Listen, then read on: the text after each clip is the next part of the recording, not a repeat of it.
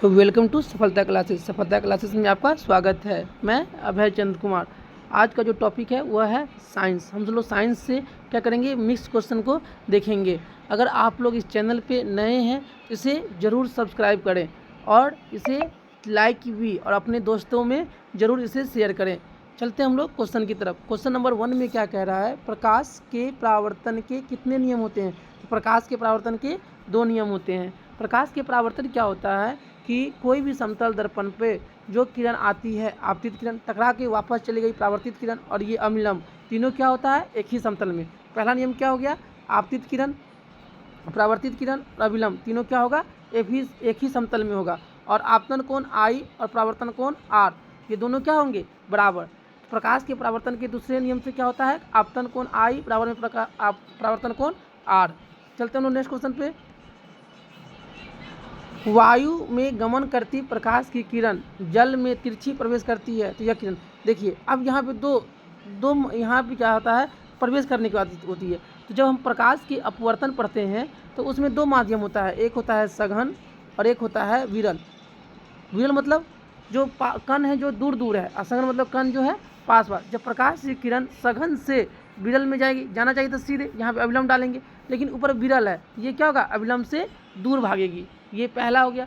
दूसरा क्या कहता है कि जब प्रकाश की किरण विरल से सघन में जाएगी तो जाना, आपतित किरण जा रही है, यहाँ पे अविलंब डालेंगे, जाना चाहिए तो सीधे, लेकिन ऊपर में क्या है, सघन है, तो ये क्या होगा, अविलंब की ओर मुड़ जाएगी। इसी कंसेप्ट पे हम इसको करेंगे। वायु में तो वायु क्या हो गया, विरल, और जल क्या हो गया, सघन। मतलब यहाँ पे है वायु और यहाँ पे है जल।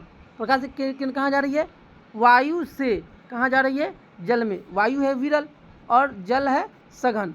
तो जब प्रकाश की किरण जब वायु से जल में जाएगी तो ये किधर, अविलंब की ओर मुड़ जाएगी, अविलंब की ओर झुक जाएगी। ऑप्शन नंबर ए सही हो जाएगा। चलते हैं नेक्स्ट क्वेश्चन पे। निम्नलिखित में से किस लेंस को अपसारी, देखिए अपसारी मतलब क्या होता है, फैला देना, प्रकाश को क्या कर देना, फैला देना। तो लेंस एक होता है उत्तल लेंस और एक होता है अवतल लेंस। उत्तल लेंस किसे कहते हैं, जो बीच में मोटा हो और किनारे में पतला हो, उसे कहेंगे उत्तल लेंस। और अवतल लेंस किसे कहेंगे, जो बीच में क्या हो, पतला हो और किनारे में मोटा हो।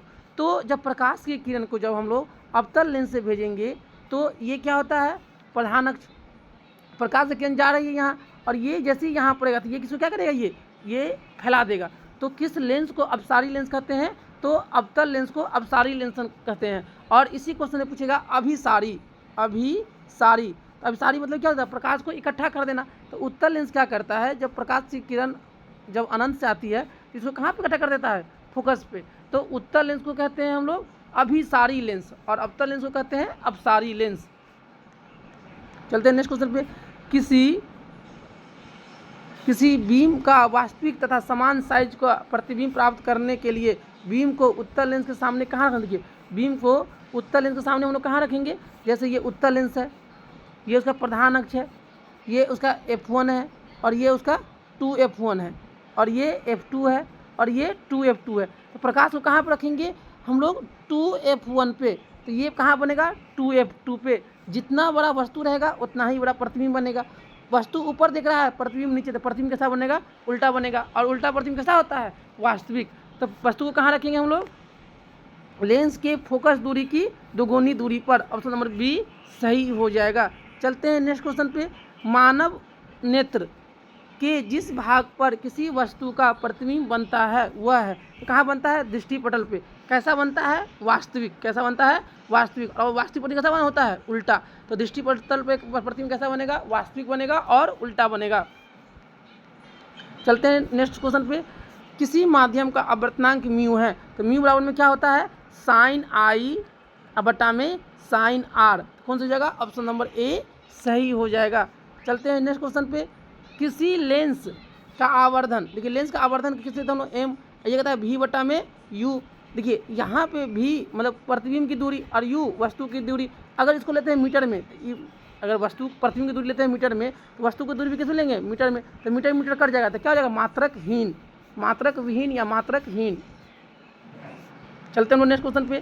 तारे का टिमटिमाना प्रकाश के किस घटना को दर्शाता है, तो प्रकाश के अपवर्तन। देखिए तारे का टिमटिमाना हो गया, चाहे बाल्टी में रखी हुई सिक्का कुछ ऊपर दिखाई देता है, चाहे ग्लास में रखा हुआ पेंसिल कुछ तिरछी दिखाई दे रहा है, ये सब किसी कारण हो रहा है? प्रकाश के अपवर्तन के कारण। ऑप्शन नंबर बी सही हो जाएगा।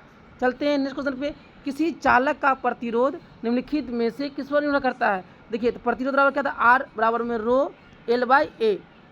देखिए, एल क्या हो गया? चालक की लंबाई, ए क्या हो गया? चालक के अनुप्रस्थ काट का क्षेत्रफल, और रो क्या हो गया? पदार्थ की प्रकृति। तो ये चालक का जो प्रतिरोध होता है तीनों पर निर्भर करता है, उपयुक्त में से सभी।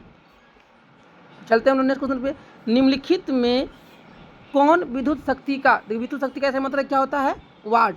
एम्पियर किसका होता है? विद्युत धारा का ऐसा मतलब क्या होता है? एम्पियर। विद्युत धारा का ऐसा मतलब क्या होता है? एम्पियर। ओम किसका होता है? प्रतिरोध का एसआई मात्रक क्या होता है? ओम। प्रतिरोध का एसआई मात्रक क्या होता है? ओम। चलते हैं नेक्स्ट क्वेश्चन पे।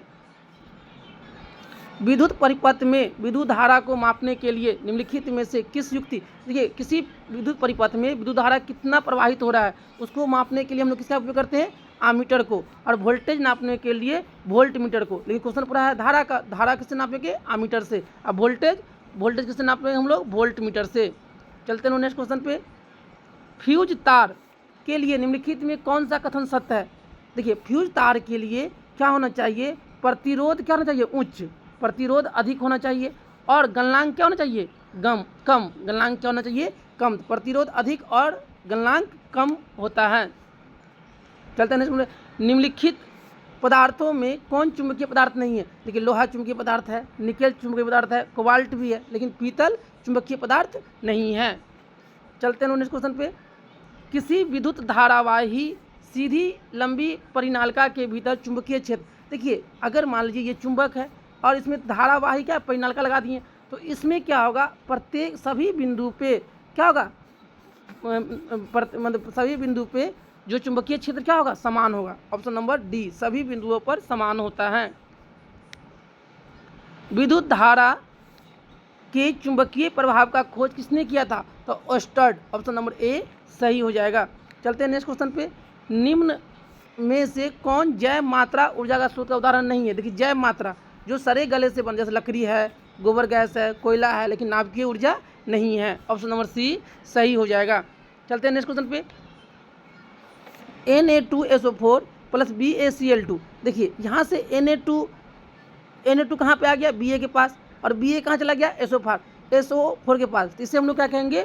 द्विविस्थापन अभिक्रिया। ऑप्शन नंबर बी सही हो जाएगा। चलते हैं नेक्स्ट क्वेश्चन पे। अम्लीय वर्षा के जल का pH मान क्या होता है? 5.6 से कम। उदासीन का कितना होता है? 7.0। NaHCO3 यौगिक का प्रचलित नाम निम्नलिखित कौन है? इसको हम लोग क्या कहते हैं? Baking soda. धोने वाला सोडा क्या होता है? Na2CO3 इंटू में 10H2O। अब व्यंजक चूर्ण का क्या होता है? CaOCl2 व्यंजक चूर्ण का होता है। अपच का उपचार करने के लिए इनमें से किस औषधि का उपयोग करते हैं? तो एंटासिड का। ऑप्शन नंबर सी सही हो जाएगा। चलते हैं नेक्स्ट क्वेश्चन पे। चींटी के डंक एक अम्ल छोड़ जाते हैं जिनके कारण जलन एवं दर्द का अनुभव होता है। यह अम्ल कौन है? इसे कहते हैं मेथेनोइक अम्ल। इसका दूसरा नाम क्या है? फॉर्मिक अम्ल भी है। दूसरा नाम क्या है? फॉर्मिक अम्ल। मेथेनोइक का दूसरा नाम क्या है? फॉर्मिक अम्ल। चलते हैं। ऑक्जेलिक अम्ल निम्नलिखित में से किसमें पाया जाता है? तो टमाटर में क्या कौन पाया जाता है? ऑक्जेलिक अम्ल। संतरा में सिट्रिक। संतरा में कौन सा पाया जाएगा? सिट्रिक अम्ल। और इमली में टार्टेरिक अम्ल पाया जाता है। चलते हैं हम लोग नेक्स्ट क्वेश्चन पे। देखिए, CaSO4 इंटू हाफ H2 निम्नलिखित में से किसका यौगिक का रासायनिक सूत्र है? ये प्लास्टर ऑफ पेरिस को। जब जिप्सम CaSO4 इंटू में 2H2O को जब गर्म करते हैं तो क्या मिलता है? प्लास्टर ऑफ पेरिस, जिसका सूत्र क्या होता है? CaSO4 into half H2O। चलते हैं नेक्स्ट क्वेश्चन पे। निम्नलिखित में से कौन सी धातु कमरे के, देखिए धातु की बात कर रहा है, तो कौन सी धातु कमरे के तापमान में तरल अवस्था में रहता है? तो पारा। कौन होता है? पारा। अगर बोलता है यही में अधातु बोलता है तो कौन होता है? ब्रोमीन। कौन होता है? ब्रोमीन। कमरे के तापमान पर क्या होता है? तरल अवस्था में। कौन? अधातु होता है तो कौन है? पारा। चलते हैं। नाइट्रोजन क्या लिखते हैं हम लोग? N2। नाइट्रोजन का परमाणु संख्या कितना होता है? 7। देखिए दो इसके बीच के जो कितने आबंधन होते हैं, इसमें त्रि आबंधन कितना होते हैं, त्रि आबंधन। चलते हैं नेक्स्ट क्वेश्चन पे। निम्नलिखित में कौन विद्युत का सुचालक है? तो ग्रेफाइट क्या है? विद्युत का सुचालक। ऑप्शन नंबर बी सही हो जाएगा। चलते हैं नेक्स्ट क्वेश्चन पे। कार्बन के सबसे बाहरी कक्षा में इलेक्ट्रॉन की कुल संख्या कितनी है? तो कार्बन का परमाणु संख्या कितना होता है? 6। तो पहला कक्षा में 2 और दूसरा में 4। तो दूसरा में 4 है, तो यही क्या हो गया, बाहरी कक्षा। तो बाहरी कक्षा में कितना इलेक्ट्रॉन होगा? 4 इलेक्ट्रॉन। ऑप्शन नंबर बी सही हो जाएगा। चलते हैं नेक्स्ट क्वेश्चन पे। देखिए जब हम लोग कार्बन का कंपाउंड पढ़ते हैं उसमें आता है अल्केन, अल्कीन, अल्काइन। देखिए अल्केन कार्बन के बीच में सिंगल बंधन होगा, उसे कहेंगे अल्केन। फिर होता है अल्कीन, क्या होता है? अल्कीन। कार्बन के बीच में डबल बंधन होगा, वो अल्कीन। फिर होता है अल्काइन, क्या होता है? अल्काइन। कार्बन के बीच में ट्रिपल बंधन होता है, उसे अल्काइन कहते हैं। तो यहाँ पे पूछ रहा है अल्कीन का, तो क्या होता है? CnH2n, क्या होता है? ये अल्कीन का सूत्र होता है। और इसी में पूछता है अल्केन का तो क्या होगा? CnH2n प्लस में 2। ऐसे ही पूछता है अल्कीन का, किसका? अल्काइन का, तो क्या होता है? CnH2n माइनस के 2। चलते हैं नेक्स्ट क्वेश्चन पे। समान आणविक सूत्र लेकिन विभिन्न संरचना वाले यौगिक निम्नलिखित में से क्या कहलाते हैं? तो सजातीय श्रेणी। जैसे हम लोग कार्बन 1, 2, 3, 4 कार्बन ले लिए, और इसी में मान लीजिए 1, 2, 3 और एक कार्बन हम लोग कहाँ लगा दिए? यहाँ। देखिए संरचना सूत्र क्या है? दोनों का सेम है। संरचना सूत्र क्या है, लेकिन मतलब सूत्र क्या है? सेम है, लेकिन संरचना क्या है? अलग अलग है। तो इसे हम लोग क्या कहेंगे? सजातीय श्रेणी। मेंडलीव के आवर्त नियम के अनुसार तत्वों के गुणधर्म निम्नलिखित में से किसके आवर्त पर होता है? जो मेंडलीव थे तो वो किस पे किए थे? वो परमाणु द्रव्यमान पे। और मोस्टले साहब किस पे किए थे? परमाणु संख्या पे। चलते हैं नेक्स्ट क्वेश्चन पे। आधुनिक आवर्त सारणी के उदग्र, मतलब आधुनिक आवर्त में जो उदग्र होता है उसे क्या कहते हैं हम लोग? समूह कहते हैं। ऑप्शन नंबर बी सही हो जाएगा। चलते हैं नेक्स्ट क्वेश्चन पे। अम्लराज में HCl और HNO3 का अनुपात। देखिए तो यहाँ पे 3 है, तो इसके जस्ट यहाँ पे 3 कर 3:1 कितना हो जाएगा? 3:1 के रेशियो में होता है। चलते हैं हरे पौधे को हम लोग क्या कहते हैं? स्वपोषी। चलते हैं नेक्स्ट क्वेश्चन पे। छोटी आंत में पाए जाने वाले रसाकुर का क्या कार्य है? ये क्या करता है? खाना का अवशोषण। ऑप्शन नंबर सी सही हो जाएगा। चलते हैं नेक्स्ट क्वेश्चन पे। क्रेब्स चक्र की क्रिया कहाँ होती है? तो कोशिका द्रव में। ऑप्शन नंबर ए सही हो जाएगा। चलते हैं नेक्स्ट क्वेश्चन में। क्रेब्स चक्र की क्रिया कहाँ होती है? कोशिका द्रव में। चलते हैं नेक्स्ट क्वेश्चन पे। पौधे में देखिए जल, ज से जल और ज से जाइलम। अगर पौधे में जल का परिवहन किसके द्वारा होगा? जाइलम के द्वारा। अब पौधा जो खाना बनाएगा उसका परिवहन किसके द्वारा होगा? एक आता है जाइलम, एक होता है फ्लोएम। तो फ्लोएम के द्वारा पौधे में जो खाना बना है उसके पूरे पौधे तक पहुंचाने किसका काम है? फ्लोएम का। और जल का काम किसका है? जाइलम का। ए सही हो जाएगा। चलते हैं नेक्स्ट क्वेश्चन पे। खुला परिवहन तंत्र किसमें पाया जाता है? जो तितली होता है ना, उसमें क्या पाया जाता है? खुला परिवहन तंत्र। चलते हैं नेक्स्ट क्वेश्चन पे। इनमें से कौन सा, देखिए पादप से जो उत्सर्जी पदार्थ निकलता है, टेनिन भी निकलता है, रेजिन भी निकलता है, लेटेक्स भी निकलता है, लेकिन स्टार्च नहीं। स्टार्च क्या होता है? ये खाना के रूप में क्या होता है? ये स्टोर होता है कहाँ? पौधे में। चलते हैं नेक्स्ट क्वेश्चन पे। इनमें से कौन एमिनो अम्ल के विखंडन से बनता है? तो एमिनो अम्ल के विखंडन से कौन बनता है? NH3। इनमें से कौन अंतःस्रावी ग्रंथि है? जो यकृत है ये क्या है? अंतःस्रावी ग्रंथि है। चलते हैं नेक्स्ट क्वेश्चन पे। इंसुलिन की कमी से कौन सा रोग होगा? तो मधुमेह। ऑप्शन नंबर बी सही हो जाएगा। चलते हैं नेक्स्ट क्वेश्चन पे। ईस्ट में अलैंगिक जनन की कौन सी विधि होता है? तो मुकुलन विधि के द्वारा ईस्ट में अलैंगिक जनन होता है। चलते हैं नेक्स्ट क्वेश्चन पे। मानव में निषेचन की क्रिया कहाँ होती है? तो फैलोपियन नलिका में। ऑप्शन नंबर डी सही हो जाएगा। चलते हैं नेक्स्ट क्वेश्चन पे। आनुवांशिकता के पिता कौन कहे जाते हैं? तो George Mendel. Option number A सही हो जाएगा। चलते हैं नेक्स्ट क्वेश्चन पे। मानव में निषेचन कहाँ होगा? फैलोपियन नलिका में। चलते हैं हम लोग नेक्स्ट क्वेश्चन पे। जीव मंडल में ऊर्जा का मुख्य स्रोत कौन है? सूर्य। कौन है? सूर्य। ऑप्शन नंबर डी सही हो जाएगा। चलते हैं नेक्स्ट क्वेश्चन पे। जातियों की उत्पत्ति नामक पुस्तक किसने लिखा था? डार्विन। ऑप्शन नंबर बी सही हो जाएगा। इस तरह से हम लोग टोटल 48 क्वेश्चन देखे हैं। हम लोग यहाँ पे कुछ देख लेते हैं रासायनिक, उसके मतलब उस यौगिक का नाम और उसका रासायनिक सूत्र। जैसे भारी जल का क्या होता है? D2O। भारी जल क्या होता है? D2O। लाफिंग गैस का क्या होता है? N2O। क्या होता है? N2O। चूना पत्थर का क्या होता है? CaCO3। उसके बाद खाने वाला सोडा का क्या होता है?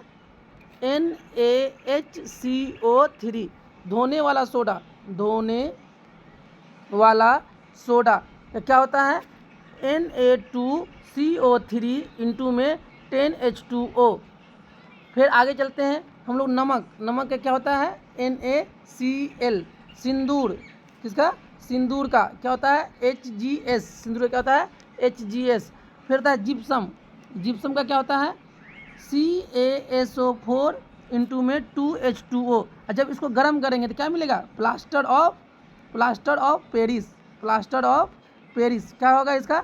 CaSO4 इंटू में हाफ H2O। पेट में कौन सा अम्ल पाया जाता है? देखो मैं आता है HCl।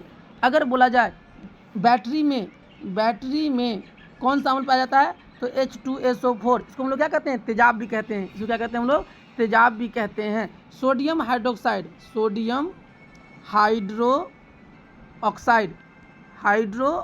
क्या होता है इसका? NaOH। क्या होता है? NaOH। उसके बाद विरंजक चूर्ण का क्या होता है? CaOCl2। विरंजक चूर्ण क्या होता है? CaCl2। आगे हम लोग चलें तो हम लोग क्या देख लेते हैं? pH scale. क्या देख लेते हैं? pH स्केल का खोज किसने किया था? एक वैज्ञानिक था, सोरेनसन। कौन था? सोरेनसन। pH स्केल में कहाँ से कहाँ लेते हैं हम लोग? 0 से लेके 14 तक, और बीच वाला क्या रहता है? 7 से कम वाले को हम लोग क्या कहेंगे? अम्लीय। 7 से कम वाले को हम लोग क्या कहेंगे? अम्लीय। और 7 से ज़्यादा वाले को क्या कहेंगे हम लोग? क्षारीय। क्या कहेंगे? क्षारीय। और 7 वाले को क्या कहेंगे हम लोग? उदासीन। क्या कहेंगे? उदासीन। जैसे कुछ pH मान, जैसे आंसू का pH मान कितना होता है? 7.4। खून का कितना होता है? 7.4। समुद्री जल का कितना होता है? 8.4। जैसे अम्लीय वर्षा का कितना होता है? 5.6 से कम। कितना होता है? 5.6 से कम। नींबू का कितना होता है? नींबू का कितना होता है? 2.4। नींबू का कितना होता है? 2.4। जैसे अगर सेब में कौन सा अम्ल पाया जाता है? तो कौन सा? मैलिक अम्ल। दूध में या दही में कौन सा अम्ल पाया जाता है? लैक्टिक। कौन सा अम्ल पाया जाता है? लैक्टिक अम्ल पाया जाता है। जैसे बोलेगा संतरा में या खट्टे पदार्थ में कौन सा पाया जाता है? तो सिट्रिक अम्ल। कौन सा? सिट्रिक अम्ल पाया जाता है। आगे चलें, हम बोलेगा कि घास या पालक का इसमें कौन होता है? इसमें क्या होता है? ऑक्जेलिक अम्ल। कौन सा? ऑक्जेलिक अम्ल पाया जाता है। उसके बाद आगे चलें, सेब हो गया। टमाटर में कौन सा पाया जाता है? तो ऑक्जेलिक अम्ल। कौन सा? ऑक्जेलिक अम्ल पाया जाता है ना। चींटी के डंक में कौन सा? इसी को हम कहते हैं मेथेनोइक अम्ल, या इसी को क्या कहते हैं? फॉर्मिक अम्ल। क्या कहते हैं हम लोग? फॉर्मिक अम्ल कहते हैं। चलिए, इस तरह से हम लोग कुछ टॉपिक को भी रिवीजन कर लिए, और लगभग मतलब कि 45 प्लस क्या MCQ भी देखे हैं। अगर आप लोग इस चैनल पे नए हैं, इसे ज़रूर सब्सक्राइब कर लें और अपने दोस्तों में से ज़रूर शेयर करें। Thank you for watching this video.